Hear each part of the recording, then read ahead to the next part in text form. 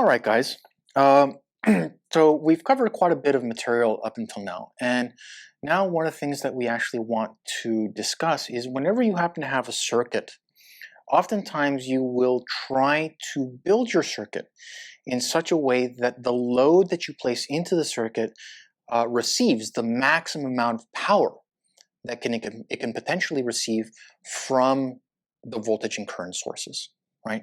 So let me begin with the first thing, and this is the topic. The topic that we want to discuss is the topic of maximum power transfer. Now, to put things into context, suppose that you had, some sort of linear network. So here you have some sort of black box. It's a linear network.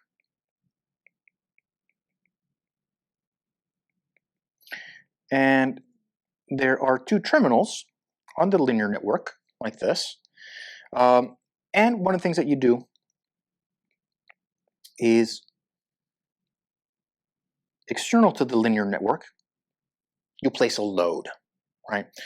The load itself can represent pretty much anything. It might be a toaster, it might be a computer, it might be anything electrical that you actually want to plug into this.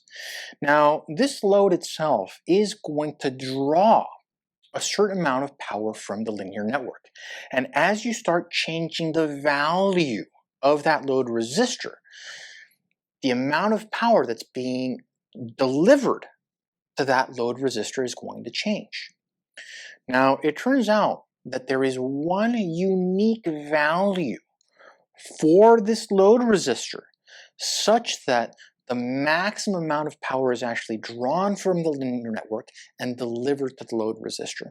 And there are two questions that we want to answer. The first one is, what value must this load resistor itself have so that it can actually get the most power from the linear network?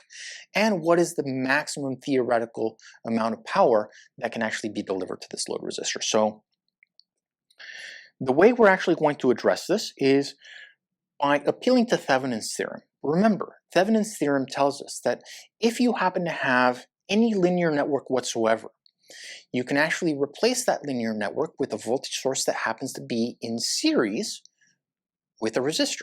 So here, by Thevenin's theorem,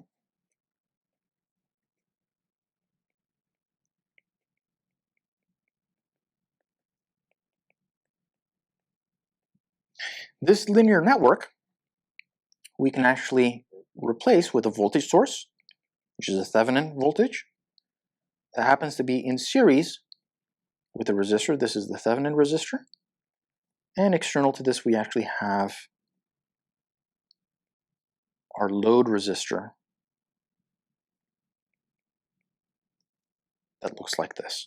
Now, one thing that's extremely important for you to note is that the Thevenin voltage and the Thevenin resistance are fixed values. You have no choice in the values that these actually have. They're provided to you by the actual given linear network that you actually have.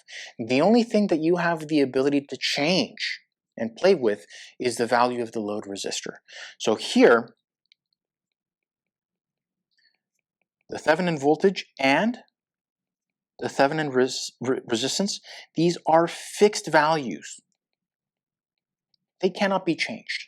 However, the load resistor is our variable. Now, one of the things that we can do quite easily is we can actually write down an equation for the amount of power that's actually being delivered to the load resistor if we actually do a certain amount of circuit analysis. Now, it should be pretty clear that the Thevenin resistance and the load resistance, they're in series with respect to one another, and there's going to be a certain amount of current that flows through each one of them, and it's the same common current. So let's say that there is some current that we can call the load current that flows through these elements like this. Right? Now, the amount of current, since these two resistors are in series with one another, and the only voltage source is the Thevenin voltage, it's very easy to see that the amount of current that's actually flowing, well, it's the Thevenin voltage divided by the series sum of the Thevenin resistance plus the load resistance. And I'll call this equation 1. Right? Similarly, for the power that is being delivered to the load resistor, oops. So the power that's being delivered to the load resistor, well, it is the load current squared divided by the load resistance from the previous formula. And one of the things that I can do is I can use equation number 1 in this equation by directly plugging in. So I can take this equation and I can directly plug into there. And what I get is the Thevenin voltage squared divided by the Thevenin resistance plus the load resistance quantity squared times the load resistance, like this. Right? So this is the power that's being delivered to this load resistor. Now, since the Thevenin voltage and the Thevenin resistance are fixed, notice that this is a function of the load resistance.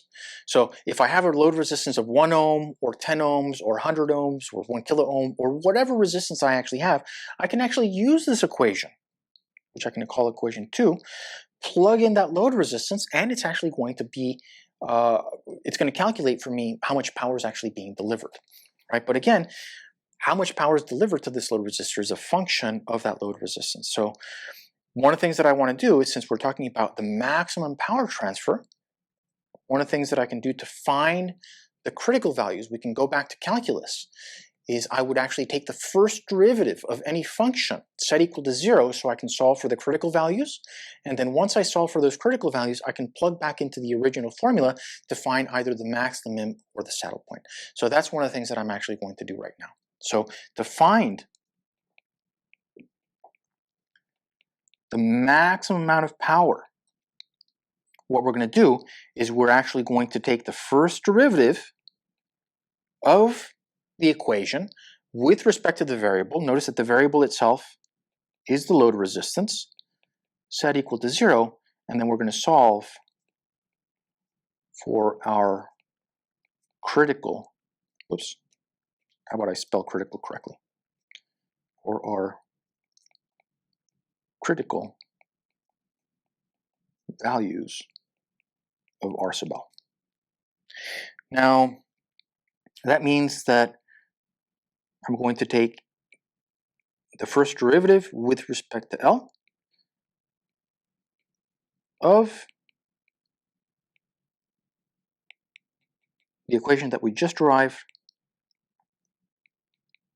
So I'm just recopying the equation number 2 here, and I'm going to set this equal to 0. Now, notice that in terms of our variables appear both in the numerator as well as the denominator.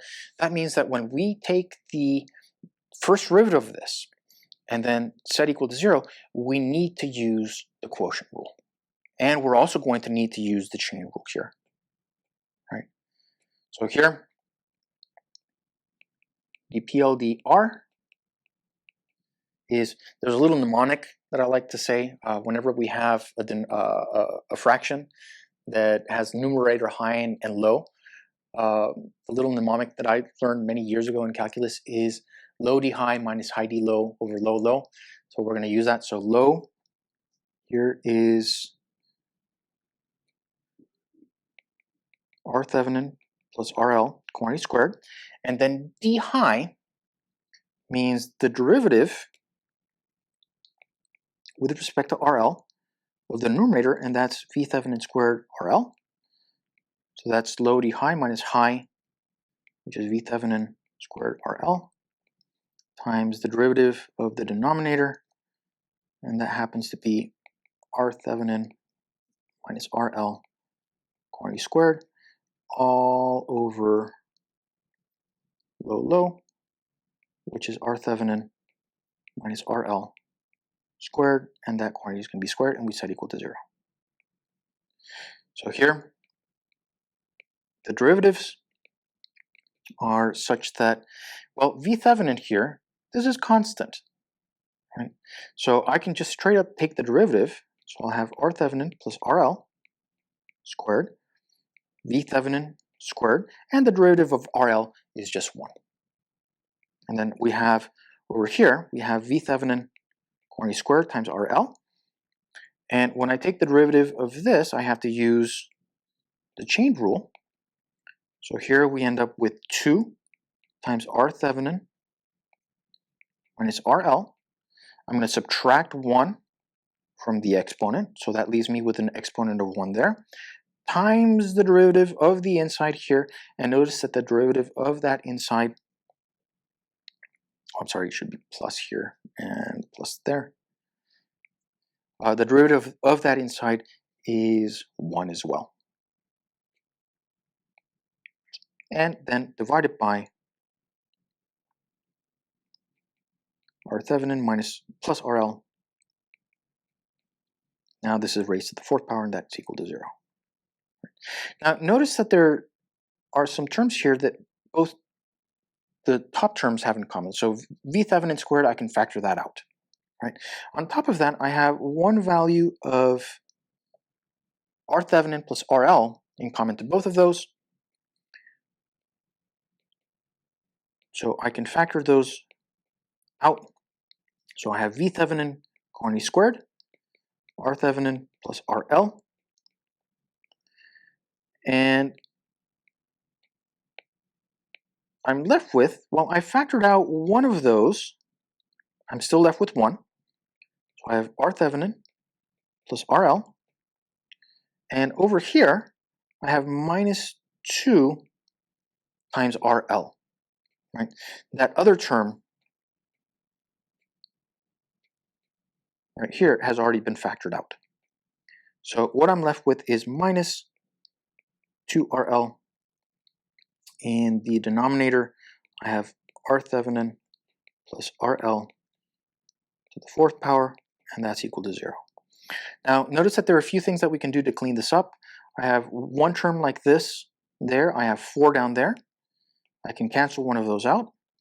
And I can actually combine a few of these like terms. So here, this RL minus 2RL, I can actually combine into a single term, in which case I'm left with dPL dRL is equal to V Thevenin quantity squared. And this is a very nice equation. It's R Thevenin minus RL divided by R Thevenin plus RL to the 3rd power, and that's equal to 0. Now, the only way that this can actually equal 0 is if either one of these two terms that I've highlighted in the numerator are equal to 0. However, V Thevenin cannot equal 0. Why? Because we have no control over that. So over here, this solution must be rejected. Right? The only other possible case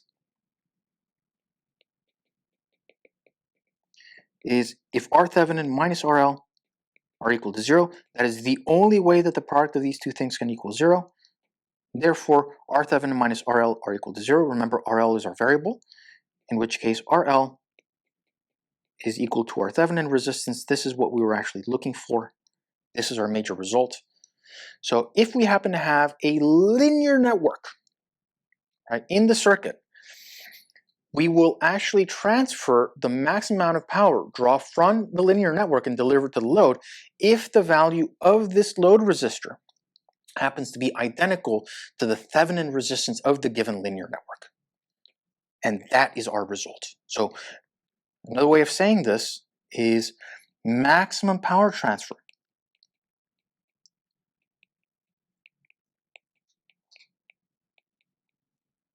will occur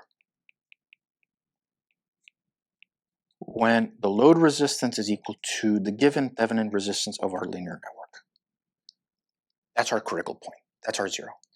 Now, to find the maximum amount of power that is actually delivered, well, we can actually use this result and we can actually plug that back into equation number 2.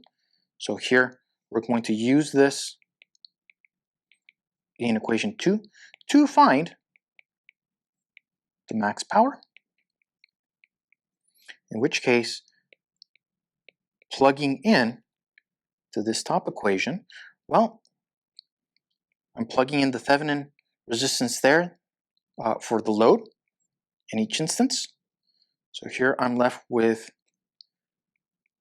V Thevenin quantity squared times R Thevenin divided by R Thevenin plus R Thevenin quantity squared. Notice that this right here in the denominator turns into 4 R Thevenin squared. One of those R Thevenins will actually cancel out with that one, in which case what we get is this is V Thevenin squared divided by 4 times R Thevenin, and that's what we actually wanted. So the max amount of power that can be delivered to this resistor, even theoretically, is this amount. You can always get less, but you can never get more than that. And we will see some examples later on of this. So max power occurs when this condition is met, and this is the max power that can actually be drawn from the linear network and delivered to that load resistor. And thank you for watching.